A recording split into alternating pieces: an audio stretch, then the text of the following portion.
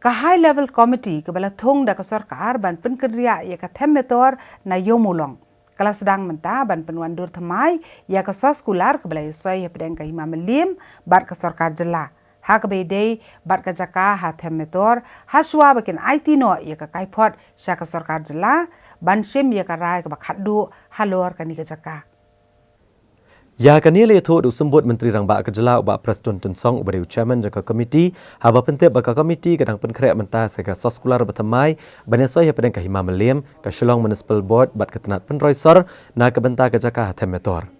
katkum kejing ong ju sisien baka komiti ke pendap ekejing soy soskular kan sapha no ekejing ai jing mut jaka sorkar jela na ke benta banra sya kejing elang jangka kunhun menteri bakan syem ekarai ka bakaddu akabedai bat kejing pen ngan ria no eka harijan koloni na them yo molong.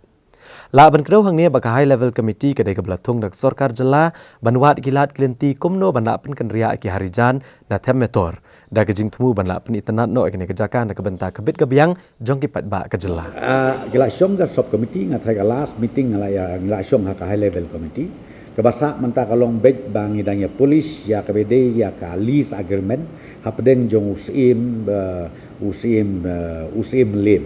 bat ka Urban Affairs Department bat kunjuk bat ka municipal board te mentang ila don ha final stage kata te hadin bala de final stage kata bakin setang bakin ya sign marki hab ban ya sign suai kan ni ka lease agreement but ande kala de sign ni kan ka lease agreement then only na kalian ka high level committee ka sa meeting na mangin syong na try sa komisi ne tengin sapha ya recommendation bade sya po ka sarkar na du ka singi ka benungkong bagajing tau ya kan ka high level committee kalong banwat ya ka permanent solution hak bedai bat ketika jakan te kadang ba itu ki basa ang tu bat kumju ru nakamta kata ka beautification ka bangi mut ni plan namar ketika deka yeu ba ka center ba ban penbit penbiang nam ta ka jingbit jong upai ba jong jalame klaya